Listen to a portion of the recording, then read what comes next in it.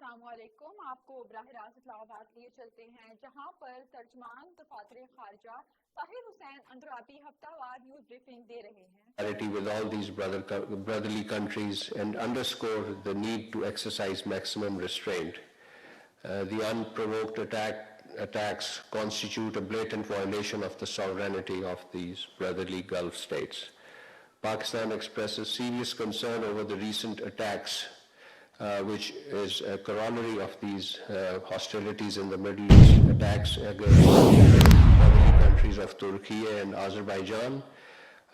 We categorize these attacks as clear violation of international law and the principle of interstate relations, and we warn that these attacks could push the region towards further escalation.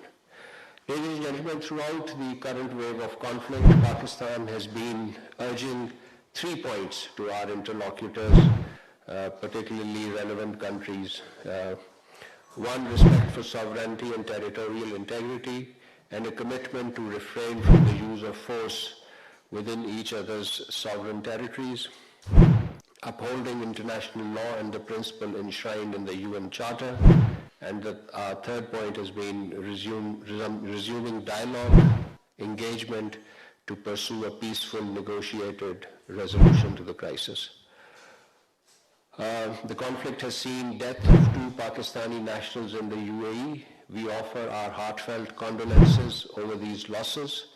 Our mission in the UAE has worked with the bereaved families in repatriation of the mortal remains of our deceased citizens back to Pakistan.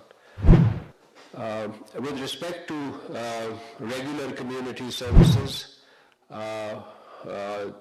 we undertook special efforts towards evacuation of Pakistani nationals, particularly our nationals in Iran and those stranded elsewhere in the region. Currently, a crisis management unit of the Ministry of Foreign Affairs is operating around the clock. Special facilitation desks have been established at Pakistan's missions in the relevant countries to assist stranded Pakistanis with visa facilitation, logistics, and travel arrangements. Missions have also launched dedicated application, registration portals, and helplines to enable timely outreach and assistance. Pakistani missions are also in close coordination with respective host countries to ensure necessary consular facilitation for our diaspora. The Prime Minister of Pakistan has issued very clear directives regarding these community assistance measures, and the Ministry of Foreign Affairs and our missions abroad are implementing these directives with full support and guidance of our Deputy Prime Minister and Foreign Minister. Since the onset of the current wave of hostilities, our top leadership has remained actively engaged with their counterparts across the region, and we have been regularly updating you on these high-level exchanges. Very briefly, let me sum up some of the important exchanges that have taken place. On 28th February, this was immediately on the start of this onset of hostilities and violence. The Prime Minister held a telephone conversation with His Royal Highness Crown Prince Mohammed bin Salman bin Abdul Aziz Al Saud. The Prime Minister strongly condemned this serious regional escalation that has taken place as a result of Israeli attacks on Iran and followed by regrettable attacks on other Gulf countries by Iran. While assuring the Saudi leadership of Pakistan's full solidarity and support in the current situation, the Prime Minister said that Pakistan will always stand with its Saudi brothers and sisters at all times to come and under all circumstances. The same day, Prime Minister Mohammed Shahbaz Sharif held a telephone conversation with His Highness Sheikh Tamim bin Hamad Al Thani, the Emir of the State of Qatar. The Prime Minister reaffirmed Pakistan's full solidarity and support with the brotherly state of Qatar amid current and crisis, and assured Emir of Pakistan would always stand shoulder to shoulder with our Qatari brothers and sisters and would play a positive role in ensuring peace and stability in the region. The next day, the Prime Minister, that is on the 1st March, the Prime Minister held a telephone conversation with His Majesty King Abdullah bin Ibn al-Hussein of the Hashemite Kingdom of Jordan to discuss the evolving regional situation. The two leaders exchanged views on the serious regional developments following the escalation from the Israeli attacks on Iran and followed by attack on Jordan and other regional countries. Pakistan's solidarity with Jordan as well as with our brotherly countries in the Gulf was reaffirmed. The same day, the Prime Minister held a telephone conversation with His Majesty King Hamad bin Isa Al Khalifa, the King of Bahrain. He assured the Bahraini leadership of Pakistan's solidarity as well as our solidarity with the other Gulf countries. And we also underscored the need of maximum restraint by all parties. On the 2nd March, the Prime Minister held a telephone conversation with His Majesty Sultan Haitham bin Tariq, Sultan of Oman. The Prime Minister conveyed his deep appreciation of Oman's mediatory role and constructive efforts in facilitating dialogue and building trust among regional and international stakeholders. He acknowledged that Oman's balanced and very forward-looking diplomacy was a stabilizing force in the region. Same day, the Prime Minister received a telephone call from His Excellency Mr. Ahmad al-Shara, President of the Syrian Arab Republic. The two sides emphasized the urgent need for restraint, de-escalation, and dialogue to preserve regional peace and stability. Same day, the Prime Minister spoke with His Highness Sheikh Sabah al-Khalid al-Sabah, the Crown Prince of Kuwait. He affirmed Pakistan's solidarity and support to the leadership and people of Kuwait at this critical time. And on 3rd March, the Prime Minister held telephone conversation with Prime President Recep Tayyip Erdogan of the Republic of Turkey. And in addition to the crisis in Gulf, the two leaders also discussed Afghanistan. On 4th March, ladies and gentlemen, Prime Minister held a telephone conversation with His Excellency Nawaf Salman, Prime Minister of Lebanon. He condemned the strongest term Israeli aggression against Lebanon and conveyed condolences over the loss of precious life due to Israeli attacks. And he reaffirmed Pakistan's solidarity and offered full support. The same day, the Prime Minister spoke on telephone with Prime Minister Datu Seri Anwar Ibrahim of Malaysia. Both leaders agreed to remain in close contact on all issues of mutual interest. And on 6th March, the Prime Minister had a telephone conversation with His Excellency Ilham Aliyev, the President of the Republic of Azerbaijan. During this conversation, and this followed the landing of certain projectile and vectors in the Azeri territory, the Prime Minister condemned in the strongest term these drone attacks in the Nakhchivan enclave of Azerbaijan that targeted innocent civilians. We offered complete solidarity with our brothers and sisters in Azerbaijan. And our Deputy Prime Minister and Foreign Minister, Senator Mohammad Ishaq Dar, has also engaged with his counterparts in the region and also outside the region.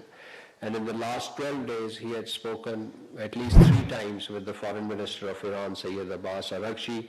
First one was on the 28th of March, then on the 6th and 7th, 28th of February, and then on 6th and 7th of March. The two leaders remain in close contact, exchanging important messages on ways to end the crisis and chart a peaceful and diplomatic path forward. On the very eve of the onset of hostilities on 28th February, in a single day, the Prime Minister and Deputy Prime Minister and Foreign Minister spoke with the Foreign Ministers of Uzbekistan, Saudi Arabia, the Deputy Prime Minister and Foreign Minister of UAE, and the Qatar's Minister of State for Foreign Affairs. So in these conversations, views were exchanged on the regional situation. They agreed to remain in contact and work for peace and stability. The next day, on March 1, our Deputy Prime Minister spoke with the Foreign Minister of Oman, and on the 2nd March with the Foreign Minister of Bahrain, on the 3rd March with the Foreign Minister of Azerbaijan, and on the 4th March on 4th March, he visited the Iranian embassy in Islamabad to sign the condolence book on the martyrdom of His Eminence Sayyid Ali Khamenei, the Supreme Leader of the Islamic Republic of Iran. He conveyed heartfelt condolences to the bereaved family and to the Iranian nation, and reaffirmed Pakistan's solidarity with the brotherly people of Iran in this hour of immense national grief. You may recall that earlier Pakistan had extended sincere condolences to the people of Iran on this tragedy and in their hour of grief and sorrow. The same day, the Deputy Prime Minister spoke with the foreign ministers of Egypt and Turkey. The next day, he held telephone conversations with the foreign ministers of Canada and Azerbaijan. On 7th March, he spoke with the Commonwealth Secretary General, Shirley Botchway, and later he spoke on the same day with the foreign ministers of Malaysia, then spoke with the Deputy Prime Minister and Foreign Minister of the UAE, which was his second call with his UAE counterpart since the onset of these hostilities. He later spoke with the Secretary General of the Gulf Cooperation Council and the Deputy Prime Minister and the Foreign Minister of Jordan. So this took place in one day. On 10th March, the Deputy Prime Minister spoke with the Bahraini Foreign Minister, Mr. Abdul Latif bin Rashid Al Zayani, and reaffirmed our solidarity with Bahrain, highlighting the need for de-escalation, dialogue, and efforts for peace and stability. The same day, the Deputy Prime Minister and Foreign Minister held a telephone conversation with the Foreign Minister of China, Mr. Wang Yi. They exchanged views on evolving regional situation and global developments, and situation in Afghanistan also came under discussion. The same day, the DPM spoke with the foreign ministers of Saudi Arabia, Mr. Faisal bin Farhan Al Saud, and the foreign minister of Kuwait, Sheikh Jarrah Jabir Al Ahmed Al Sabah. They expressed deep concerns over regional developments, including attacks on Kuwait. The DPM conveyed our full solidarity with the Kuwaiti people and urged the need for dialogue and de-escalation to promote peace and stability in the region. Yesterday, the DPM also spoke with the Foreign Minister of Bangladesh, Dr. Khalilur Rahman, and they shared notes and basically expressed concerns on the evolving regional situation in the Middle East and vital implication for peace and stability. And today, just before leaving for Saudi Arabia, in fact, very early hours in the morning, the Deputy Prime Minister spoke with the Oman's Foreign Minister, Badr bin Hamad Al Busaidi, to exchange views on serious and evolving situation in the Middle East and the region. Finally, ladies and gentlemen, on a different topic, you must have seen our statement on expressing our concern on the long-term uranium supply agreement conducted between Canada and India and potential contribution for small modular reactors technologies between the two sides. Let me reiterate that this arrangement represents yet another country-specific exception in the field of nuclear cooperation.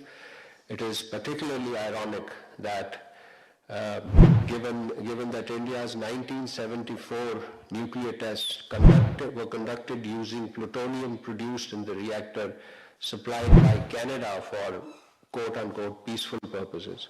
And this had led to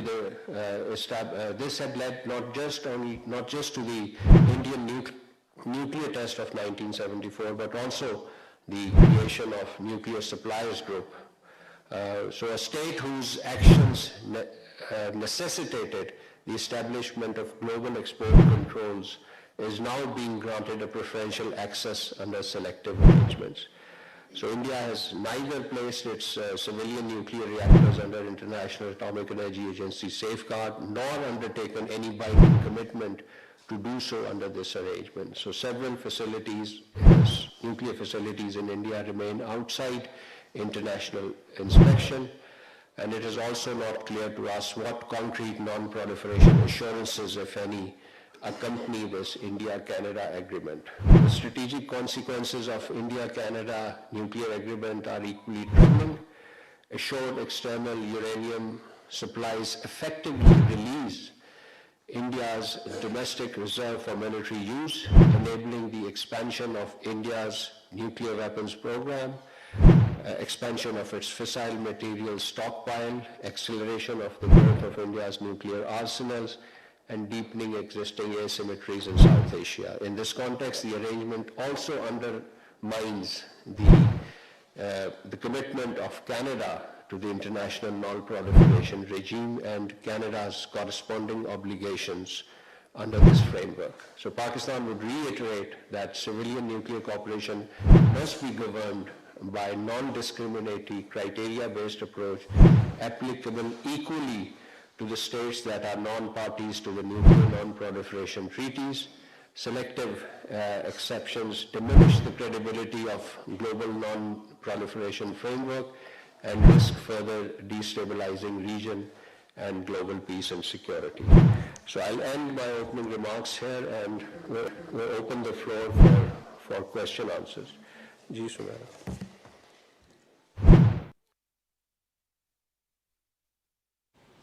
तर्जुमान दफ्तर खारजा हुसैन अंद्राबी की हफ्तावार news briefing जारी है जिसमें उन्होंने कहा कि Saudi अरब रवाना हुए हैं